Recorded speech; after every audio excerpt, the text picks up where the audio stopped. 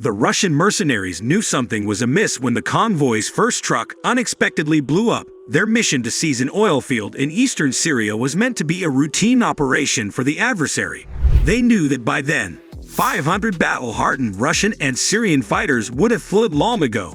But instead, the attack had come to an abrupt halt, with explosion after explosion shaking the ground. Soon, AC-130 gunships, Apache helicopters, fighter jets, and Predator drones were circling over the battlefield, pummeling the attackers from every angle possible. The routine mission quickly turned into hell on earth and one of the deadliest engagements for the infamous Russian mercenary group Wagner, friend or foe. The Russian forces were unaware that American Special Operations Forces, backed by the world's most powerful air force, were defending the oil field instead of fighters. Since 2014, the United States has been deploying forces in Syria in an effort to halt the self-proclaimed Islamic State's rapid advancement. They back the SDF, or the so-called Syrian Democratic Forces. After years of fighting, both armies managed to drive out the terrorists, and by 2018, ISIS held only a fraction of its original bases. To prevent an unintentional conflict between Russian and US-supported armies, a deconfliction line was formed along the Euphrates River, which effectively bisects Syria. Additionally, both parties were able to contact each other through special telephone channels that were kept clear at any time.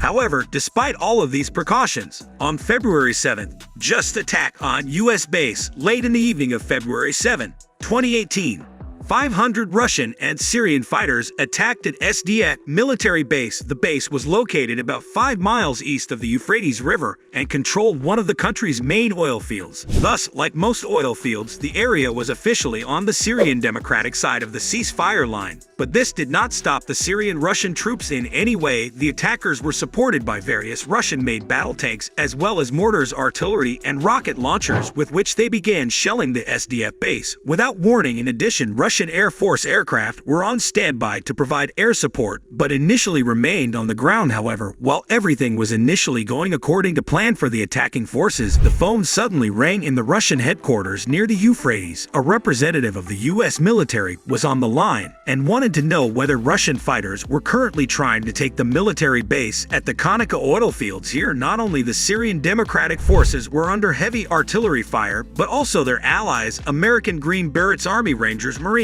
and various support units. After the Russians had explicitly denied the question whether the enemy were their troops, it was clear to the caller, whoever was currently taking fire at his soldiers, he would feel the full force of the American military in just a few moments. Striking back, the American military responded to the attack on their military base with lightning speed and incredible skill. Even before the Russian convoy arrived at the attack starting point, the first and last vehicles were removed in a classic ambush maneuver, trapping the forces in the middle. The missiles came from an American Reaper drone, which had been targeting the convoy for some time. But to the Russian Wagner mercenaries on the ground, the drone was invisible, making it difficult for them to understand where the sudden fire came from. It didn't take long for more shells to land, causing chaos on the battlefield. American artillery and HIMARS rocket launchers engaged the convoy, causing numerous casualties, while the Russian forces were still trying to realize what was going on. 4 Apache helicopters appeared on the horizon. Although the gunships were several miles away, no one could hide from their precise infrared optics. The laser-guided Hellfire missiles found their target in the Russian battle tanks, while the 30mm cannon forced the enemy infantry to withdraw. Few of them were able to escape the explosive shells, and a Russian survivor later reported that they suffered about 200 casualties within the first few minutes, almost half of the entire attack force. The reports that are on TV about, well, you know about Syria, and the 25 people that are wounded there from the Syrian army. And well, to make it short, we've had our kick. So one squadron lost 200 people right away, another one lost 10 people, and I don't know about the third squadron, but it got torn up pretty badly too. So 3 squadrons took a beating. The Yankees attacked first. They blasted the out of a spy artillery, and then they took 4 helicopters up and pushed us enough merry-go-round with heavy caliber machine guns. They were all shelling the holy out of it, and our guys didn't have anything besides the assault rifles, nothing at all, not even mentioning shoulder-fired SAMs or anything like that. So they tore us to pieces for sure, put us through hell.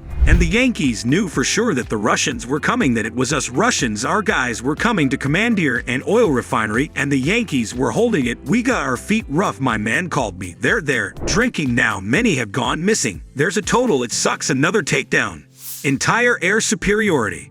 As AC-130 gunships maneuvered over the battlefield, taking individual targets into account. Massive B-52 strategic bombers destroyed the convoy. Those who were able to flee took cover in buildings, but even there, their safety was short-lived as the attackers were plagued by F-15 fighter jets, whose bombs penetrated even the thickest armor. The new fifth-generation air superiority fighter, the F-22 Raptor, was also deployed, but for the soldiers on the ground, it was no longer relevant which fighters were attacking.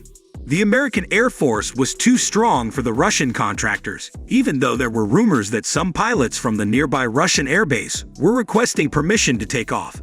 The attackers' casualties were so great that one of the Russian commanders called in during the battle to request a ceasefire, indicating that Russian military was in contact with the attacking forces. After all, fighters, a recorded communication from a Wagner mercenary summarizes what happened in Syria. They essentially formed a convoy, although it took them approximately 300 meters to reach their positions. One unit advanced, and the convoy stayed in position roughly 300 meters apart. The others hoisted the American flag, and their artillery began to severely weaken ours. Choppers flew in and began cooking everyone while we were just running around. They got a call from a friend, so they're about the 215th killed. They simply rolled ours out hard and made their point, which was what the cars were hoping for in order to scare them away. There were no foot soldiers on the American side. Instead, they just darkly convoyed with artillery. Of the roughly 500 Russian and Syrian attackers, at least 200 were killed or injured when the battle ended early the following morning. There was nothing left of the convoy of vehicles. All combat vehicles had been destroyed, save for one battle tank and one armored personnel carrier. One of the mercenaries later reported that in some places they found solidified melted sand and gun barrels bent from the heath. There were no casualties on the American side and no reports of damaged aircraft. Only one of the SDS soldiers in the base at the oil field was wounded by Russian fire, but survived. The incident sparked outrage on both Russian and Syrian sides. But since the Americans had repeatedly reassured themselves through the Russian officials, they could not be blamed. According to intercepted phone calls between the leader of Wagner and Russian ministers, the attack was even said to be an order from Moscow for Wagner group fighters. The Battle of Conoco Fields went down in history as Red February and was one of the most humiliating engagements. At least some of them received a medal specially made for this event. It shows a Russian soldier surrounded by flames, heroically shooting at an American Apache helicopter, a scene that probably never took place in this way. The Syrian Democratic Forces and their American allies had successfully defended the base at the oil field and continued to fortify it. The demonstration of their superior air power was meant to be a warning to any hostile forces not to mess with the wrong people. It's interesting to note that shortly after the Americans spoke with the Russian commander in charge again, when Syrian and Russian fighters regrouped in the area approximately a month later, the whole Russian-Syrian fighting unit quickly withdrew. Thank you to everyone who has watched this far. If you would want to support us in creating future content, please click the like button and let us know what you think about the attack on the US facility. Whatever you believe, we're interested in hearing it. Did the Russian military know it was their own mercenaries and purposefully led them to their deaths? Or is it just another major mistake brought on by the fog of war? Thanks for watching. Kindly like and subscribe for more videos. In the comments section below, please tell me how many you discovered.